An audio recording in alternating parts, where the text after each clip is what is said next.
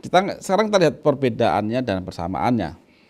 Sel normal dan sel abnormal.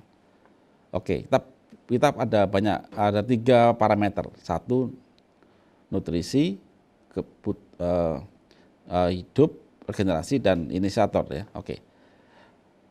Pada aspek nutrisi, sel normal butuh nutrisi, dia butuh hidup. Kalau sel abnormal butuh juga, dia rakus teman. Nah ini, dia rakus, butuh banyak, gitu. Karena dia butuhnya banyak. Kemudian hidup, apakah hidup? Sel normal tumbuh dan berkembang. Sel abnormal tumbuhnya cepat dan berkembang cepat. Nah ini, regenerasi bagaimana? Regenerasinya ya normal, artinya dia tidak berubah sifatnya. Kalau sel jantung mati ya tumbuh sel jantung yang baru. Kalau sel abnormal melahirkan sifat dan karakter berbeda dari sel asalnya. Contoh, sel payudara mati, kemudian ada yang merubah sifatnya sehingga timbullah benjolan atau tumor payudara. Artinya sudah berubah dari sifat sel payudara asal. Itu kan? Kemudian gimana inisiator oksidatif? Kalau sel normal tidak terinisiasi. Kalau sel abnormal terinisiasi sehingga dia berubah.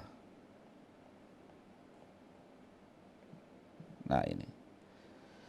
Jadi Bapak Ibu, saya sampaikan Bapak Ibu bahwa manusia ini sistem. Kalau ada sesuatu yang berubah atau sakit di tubuh kita, maka pelajarilah sistemnya. Tolong sekali lagi jangan minta yang instan. Instan itu akhirnya banyak obat simptomatik dan itu menggiring kita pada kondisi yang makin berat. Gitu kan? Jadi kita pelajari sistem. Keberhasilan seseorang, kesembuhan seseorang, jadi keberhasilan usaha seseorang sampai Allah memberikan kesembuhan. Ingat, kesembuhan itu Allah yang berikan, cuman juga tergantung pada cara kita. Kalau cara kita mau mengerti, sudah benar ikhtiarnya, sesuai dengan algoritma Sang Pencipta, insya Allah kita dapat kesembuhan. Nah, otomatis tergantung seberapa tahu pasien tadi tentang tubuhnya. Kalau pasien ini orang masih kecil, maka faktor ikhtiar itu tergantung pada ayah dan bundanya. Seberapa tahu dan seberapa pintar ayah bundanya. Jangan serahkan ke pihak lain, Bapak Ibu. Jangan salahkan ke pihak lain, meskipun itu teman-teman kita di pengobatan, mereka mengguidance kita, tapi tindakan setiap hari, setiap detik, keputusan kita pada putra putri kita itu di tangan ayah bundanya atau orang yang merawatnya ya. Dan itu butuh pengetahuan. Oke, apa penyebab sel abnormal? Setelah kita pelajari, adanya inisiator oksidatif. Dan juga ada sesuatu yang merubah DNA. Intinya begini, sel abnormal itu akan tumbuh, akan lahir dari semua sel yang mempunyai DNA. DNA itu adalah tempat Allah menyematkan sifat, algoritma pada setiap unsur kehidupan yang terkecil, yaitu sel. Dalam DNA itu adalah terdapat pusat informasi dan pusat berpikir. Nah, kalau di tubuh manusia itu otak ini adalah DNA. Di tingkat sel itu DNA seperti otak ya. Nah, sel abnormal itu akan terjadi jika DNA ya itu ada yang berubah. Otomatis ada yang merubah. Ada yang merubah. Nah, ini. Salah satunya adalah inisiator oksidatif. Salah satunya ya. Ini gambar ini yang gambar ilustrasi bahan-bahan yang menyebabkan ya. Nah, di sini saya akan membuat proses terjadinya sel abnormal pada tubuh manusia. Jadi ingat, terjadinya sel abnormal itu adalah terjadi pada semua sel yang mempunyai DNA. Kalau sel itu tidak punya DNA, maka nggak akan terjadi sel abnormal. Apa contohnya yang tidak punya DNA? Ya sel darah merah. Yang sampai sekarang kan belum ada kanker sel darah merah.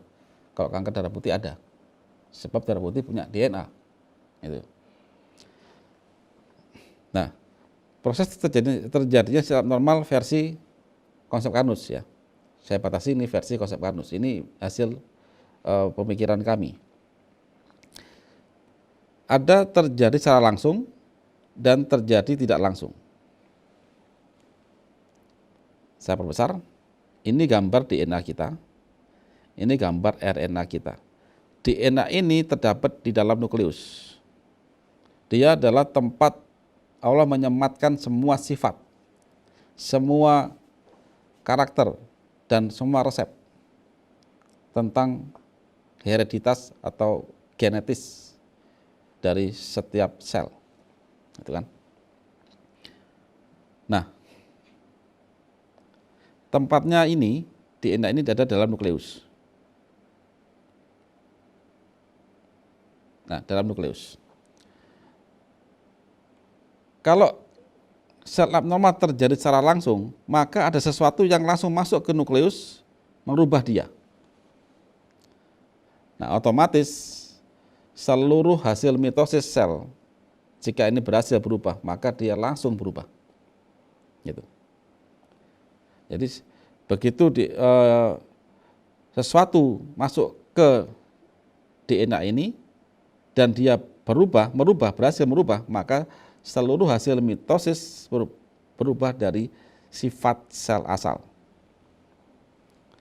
Karena dia berubah sifat, maka sistem produksi zat metabolit dari sel tadi akan berubah. Yaitu apa produksinya? Sel itu bisa memproduksi sesuatu untuk dia komunikasi dengan sel yang lain. Ingat, manusia itu sekian triliun sel. Sel itu bertetangga. Komunikasi dia dengan apa? Hormon dan enzim. Kalau kita bicara itu komunikasi kita. Kalau mereka tidak. Mereka dengan senyawa kimia, dia punya hormon dan enzim. Ada sel yang hanya menerima hormon, ada sel yang menerima dan juga mengeluarkan.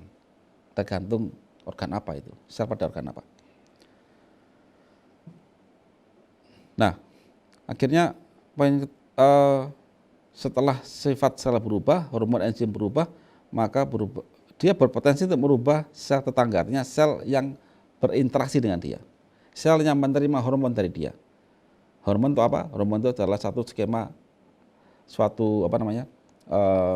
zat kimia ya, dalam yang dibuat oleh suatu sel yang berisi perintah. Itu.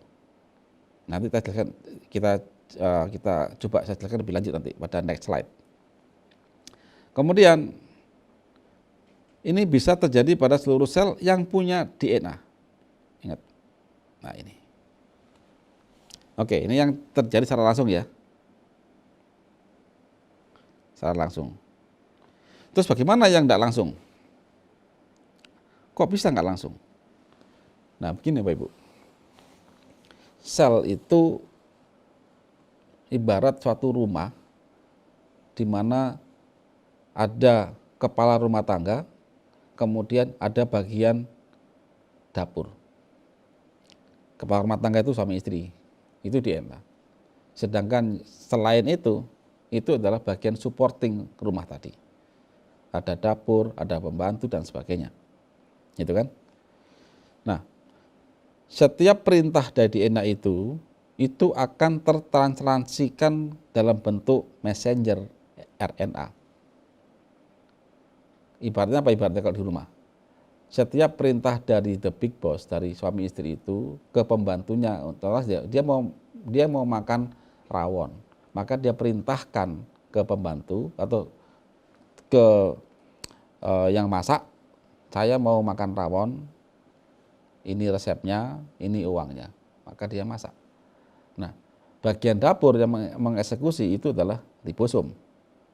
Ingat ya, yang punya rumah itu nukleus, DNA, suami istri tadi, kemudian dia bikin resep, itu messenger RNA, kemudian messenger RNA akan bicara ke dapur, bagian dapur akan membaca dan memasak.